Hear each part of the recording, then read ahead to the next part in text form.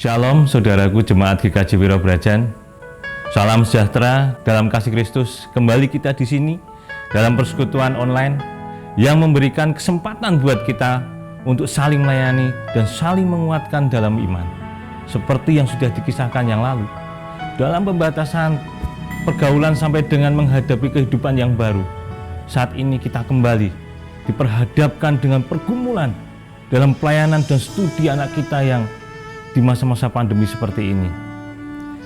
Maka dari itu, untuk menguatkan iman dan keyakinan kita, mari kita saksikan kisah lanjutan dari Kang Asep untuk menghadapi kesiapan hidup di dalam rancangan Tuhan. Selamat menyaksikan, Tuhan memberkati.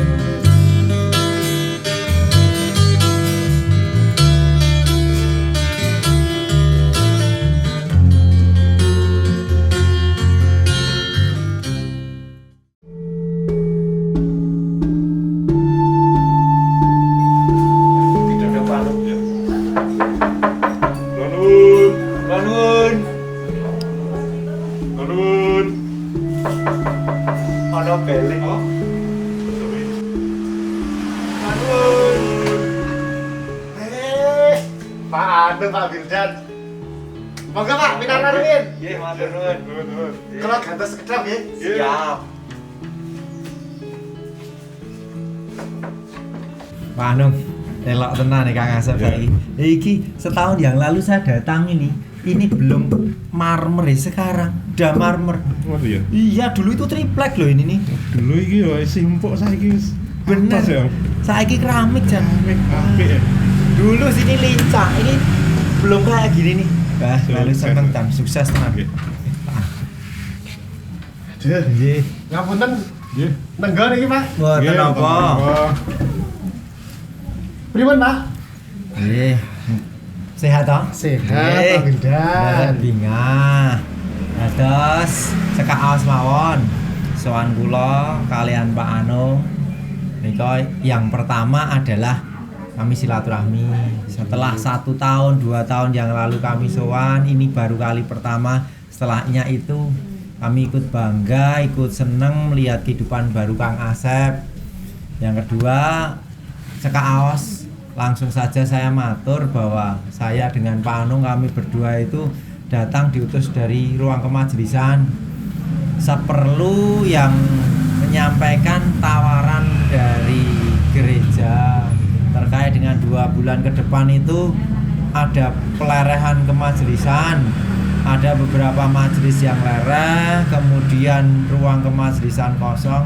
Lah kok banyak yang merujuk ke arah panjenengan dianggap lebih daripada teman-teman itu, maka kami datang sini memberikan tawaran. Kami naros Pak Asep sekiranya mungkin bisa menjadi bagian dari kami di ruang kemajelisan. Mungkin itu yang boleh kami sampaikan Kang Asep.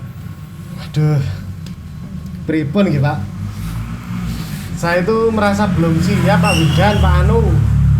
Ya, karena saya masih sibuk dengan angkringan saya. Lalu sibuk dengan anak istri saya karena mereka juga butuh banyak waktu dari saya. Lalu bapak-bapak juga tahu sendiri bahwa saya itu paling muda, Pak. Jadi saya nanti takutnya jadi batu sandungan untuk jemaat. Apalagi dengan kesibukan saya masih jarang-jarang ikut persekutuan wilayah. Nanti jadi masalah, saya jadi tidak enak, Pak.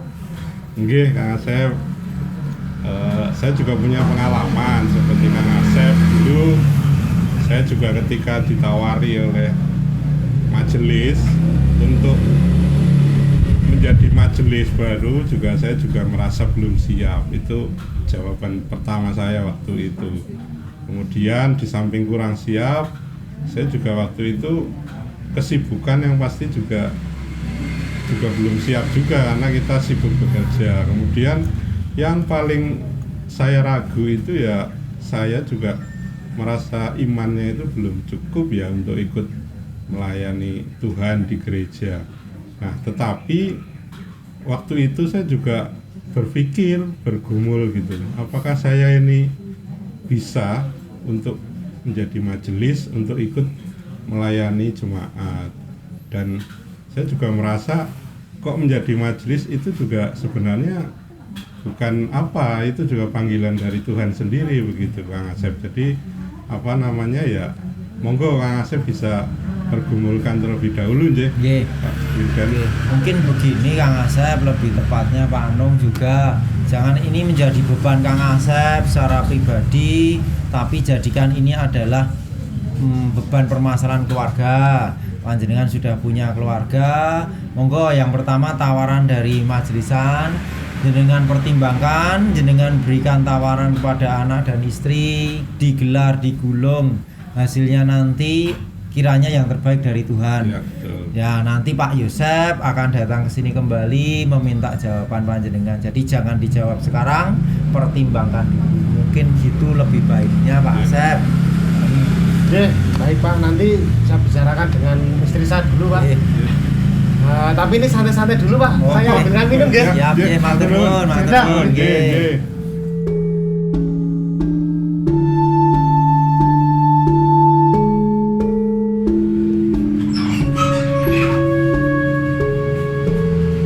Halo Mbak Amel. Halo Ibu. Ternyata di sini ya. Iya, Cari di Bu. kamar kok nggak ada. Iya, saya Lagi di apa sini. nih? Ini lagi lihat-lihat berita aja ini Bu saya tuh. Oh gitu. Mbak Amel udah hampir selesai ya kuliahnya? Iya Bu, saya udah hampir selesai. Ini udah tinggal nunggu pendadaran aja saya, Bu. Oh gitu, tapi jangan lupa loh Mbak. Lupa apa, Ibu? Kan belum bayar kok. Oh iya bayar kos ya. Tenang Bu, nanti pasti saya bayar Bu kosnya. Mbak, saya tuh heran loh sama Mbak Amel. Kenapa Ibu? Kenapa milih jurusan teologi ya? Kan kalau anak-anak zaman sekarang biasanya milih jurusan yang Ngehits ya, favorit. iya. Iya.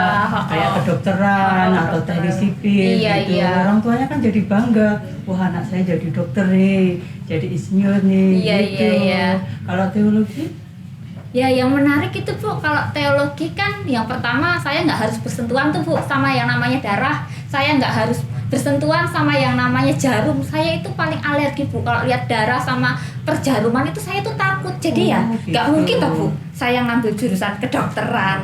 Itu makanya saya ngambil jurusan teologi. Yang menarik apa Mbak? Nah kalau teologi ini yang menarik karena awalnya kan saya termotivasi gitu Bu, sama papa saya kan juga pendeta kan Bu, jadi saya sering ikut pelayanan sama papa saya Bu. Ya waktu ikut tuh rasanya senang aja gitu, asik, seru gitu, jadinya kayaknya asik nih kalau ngambil teologi. Nah Bu, tahu nggak Bu, ada yang menarik lagi loh Bu di teologi itu. Oh, iya? Ternyata setelah saya kuliah di teologi nggak hanya jadi pendeta loh Bu, nggak harus jadi pendeta. Oh gitu. Iya, ada jadi guru juga bisa. Di sana kita juga bisa kerja di lembaga. Jadi ya cukup luas juga Bu kalau sekolah teologi. Oh, jadi ruang kerjanya malah banyak ya Mbak ya? Iya, luas banyak pilihannya. Gitu Bu. Permisi, Oh, iya, Kakak Herni. kamu buka handphone nggak? Tadi Oh WhatsApp loh. iya. Tidak tadi kita dulu. Oh iya. Ini aku dari Siapa Mbak? kerjaan ini. Oh iya, ini Bu, kakak saya. Derek kan saya kakak sepupunya Amel. Saya di kosnya. Saya nggak pernah kesini jadi mungkin belum kenal. Oh, iya. Ya maaf punten. Iya. Ini saya izin. Oh, Tadi gitu. sudah WhatsApp Amel mau ngajak keluar karena lama nggak ketemu. Kebetulan saya tadi kok lewat kok ada mie ayam apa itu flamboyan 86 atau apa. Nah, saya pengen ngajak Amel ke sana. Oh iya. Saya Monggo, nyuwun monggo. izin dulu nggih, Monggo, Bu, monggo. nggih. Iya, iya. Izin dulu Monggo. deh Bu, saya mau makan siang dulu. Oh, Iya, iya. telepon, Bu, Iya. ya.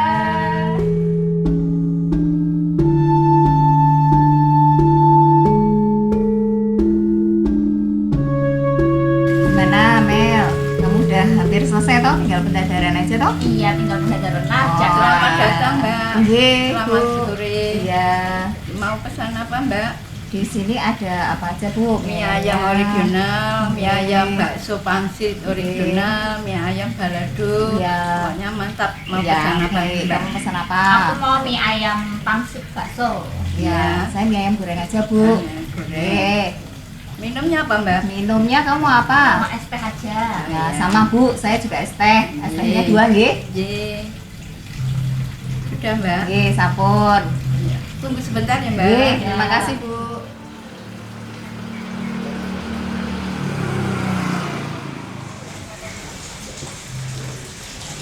Ini, Mbak, pesanannya, Mbak. Ya, terima kasih Bu. Enak sekali. Enak sekali. Matur suwun ya, Bu ya.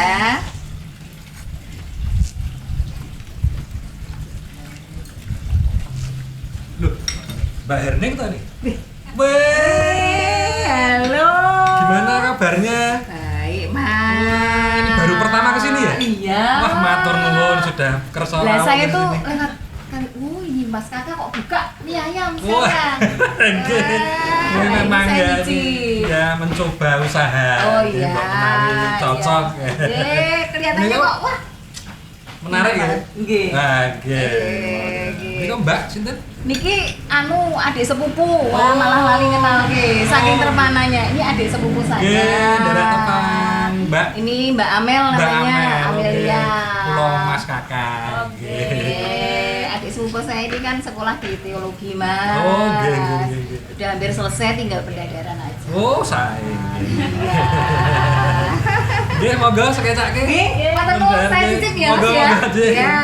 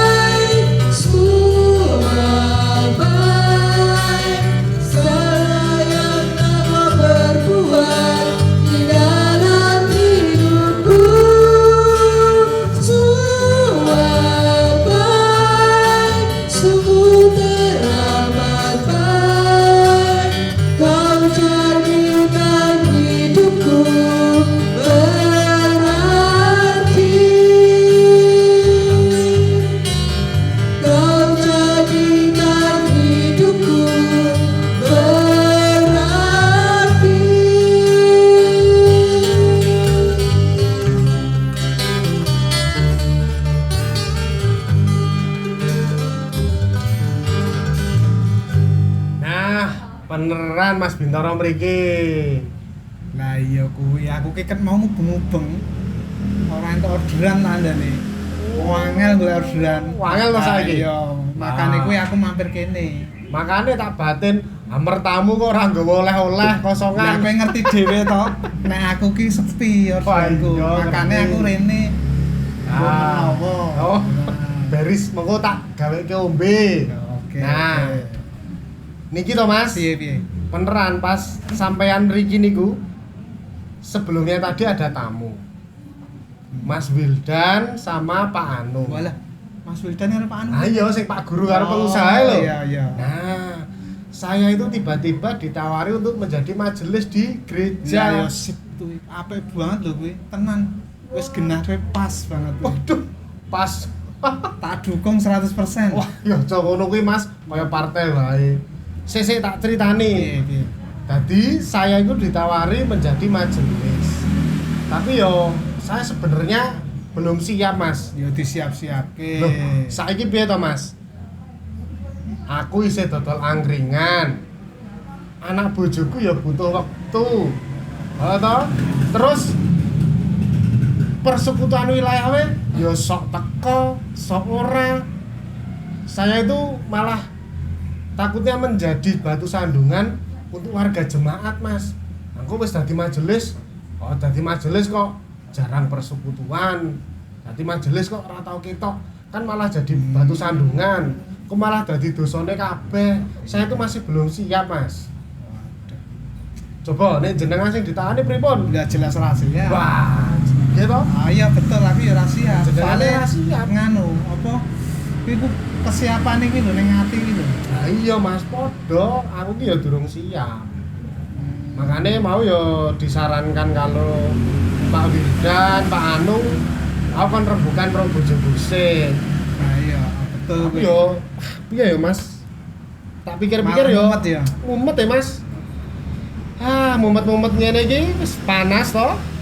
Kenake tuku mie ambe. Ning endi? Gelem ra? Gelem Iya, ora? gelem. Ning endi?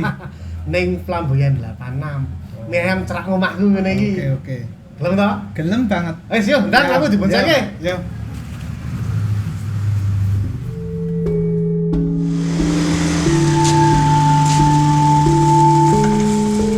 Aduh. Nah, ini Mas, kita masuk mau. Mie ayam Flamboyan 86. Nah, iki cocok iki aku. Ha, iya cocok kok dijajakke kok. Yo, mlebu Mas. Ya.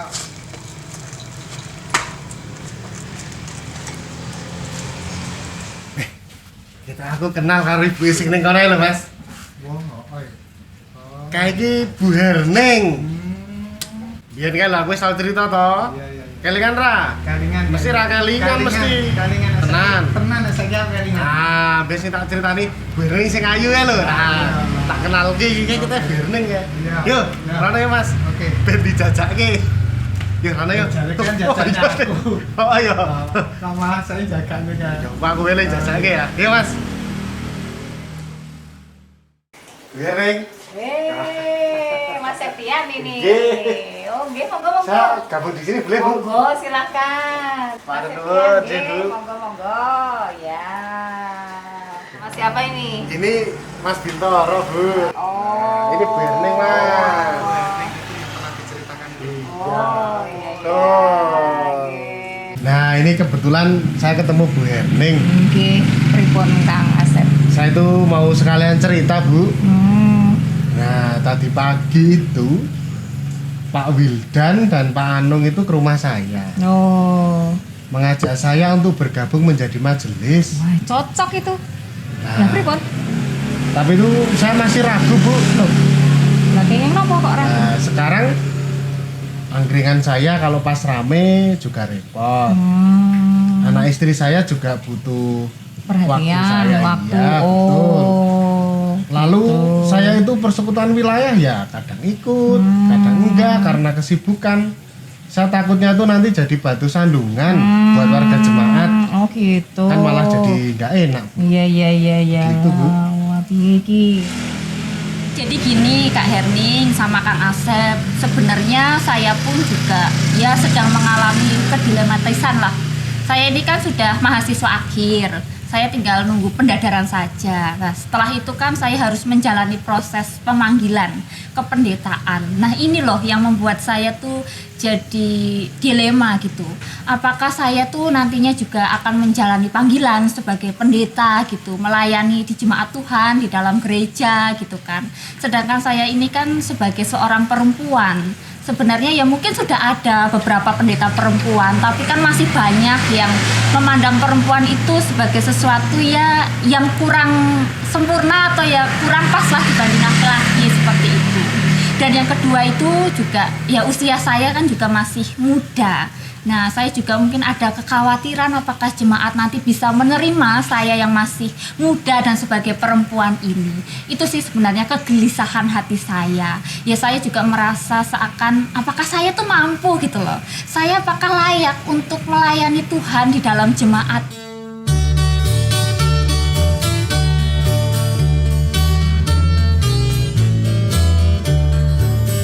Sudahkah yang terbaik ku berikan kepada Yesus Tuhanku, besar pengorbanannya di Kalvari, diharapnya terbaik dariku. Berapa yang terhilang telah ku cari, dan ku lepaskan yang terbelenggu. Sudahkah yang terbaik ku berikan kepada Yesus Tuhanku.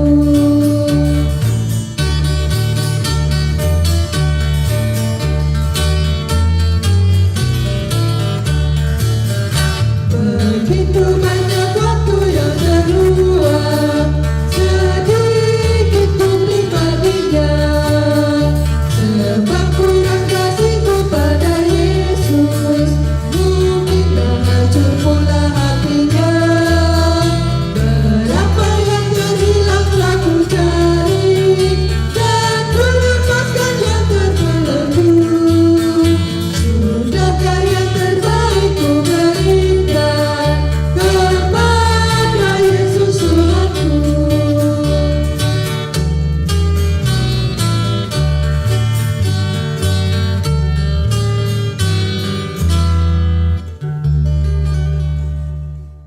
Jadi yang punya masalah bukan saya saja ya Mbak ya. Banyak orang pasti juga punya pergumulan. Betul Kang Asep, saya pikir kok rasanya juga bukan hanya kita ya yang mengalami pergumulan akan penghayatan panggilan untuk menjadi pelayan Tuhan di dalam gereja bagi jemaatnya. Ya mungkin kita juga seringkali merasa kita itu belum siap gitu loh. Aku merasa aku belum siap, lalu kapan kita siapnya? Aku juga merasa aku belum layak. Kalau kita terus berada dalam rasa ketidaklayakan, kapan kita akan menjadi layak gitu?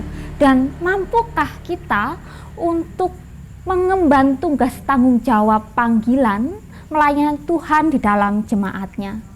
Tetapi melalui pergumulan ini saya juga teringat dikuatkan oleh salah satu firman Tuhan yang cukup menguatkan saya di dalam kedilematisan saya.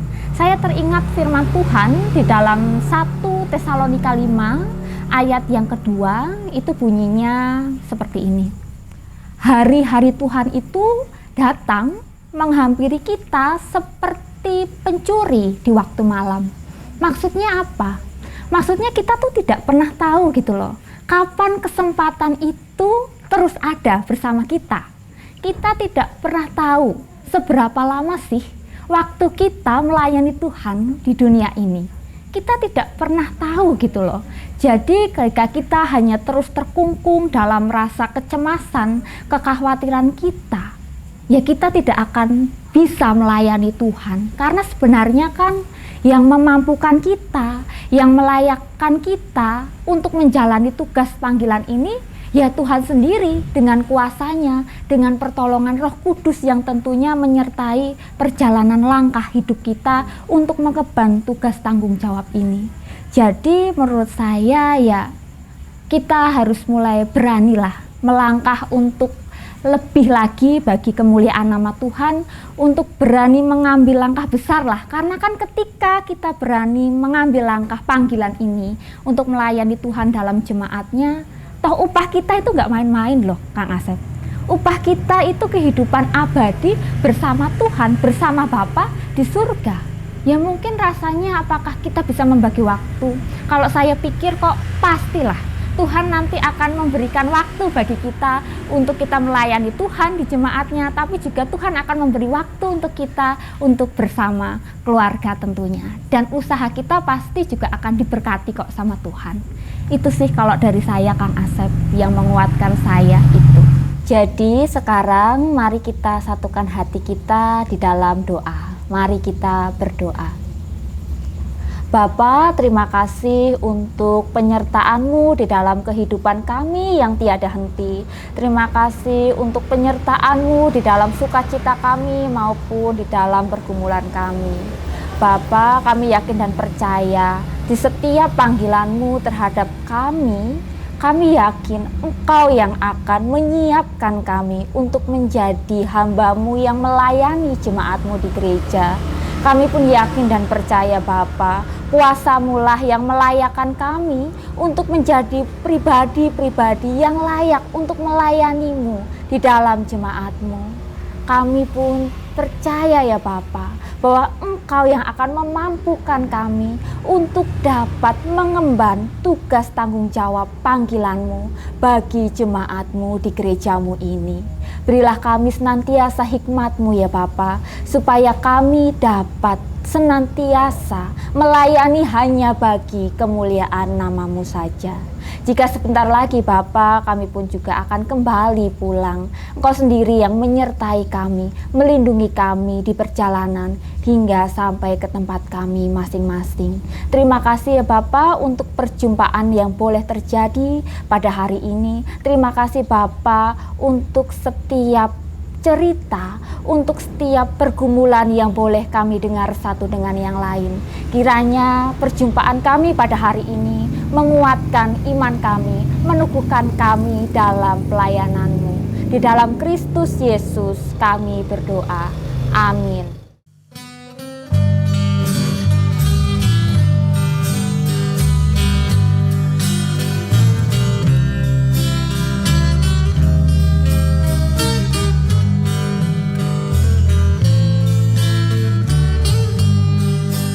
Firman-Mu ku pegang selalu, saat duka, saat senang, jalan hidup yang akan datang, tangan Tuhan yang memegang.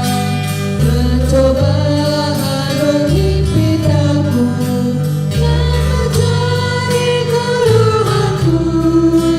Firman-Mu ku pegang selalu, karena ku tempat berteduh. Firman-Mu Tuhan, ku pegang selalu. Hilanglah keraguanku, bila hatiku rasa susah, padamu aku berserah. Firman-Mu ku pegang selalu, maka arahlah jiwaku.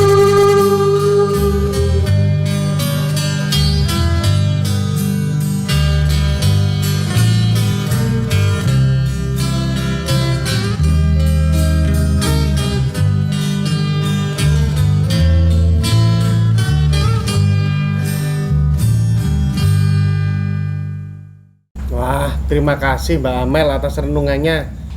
Dan semoga firman ini menguatkan saya untuk bisa aktif pelayanan.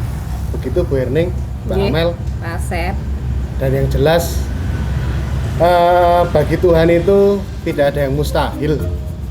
Betul itu. Betul ya. Tapi kita tuh belum pesen ya Mas. Itu malah lali toh. Lali. Loh, pesen mie Amrin. Iya, ana pesenan. Demikian jemaat GKJ Wirobrajan yang terkasih dalam Kristus. Kisah Kang Asep yang siap sedia hidup dalam rancangan Tuhan. Kiranya firman Tuhan yang kita terima memberikan hikmat, kekuatan, dan penghiburan bagi kita semua. Tetap semangat, tetap sehat, belajar, bekerja, dan beribadah di luar maupun di rumah. Tuhan Yesus memberkati.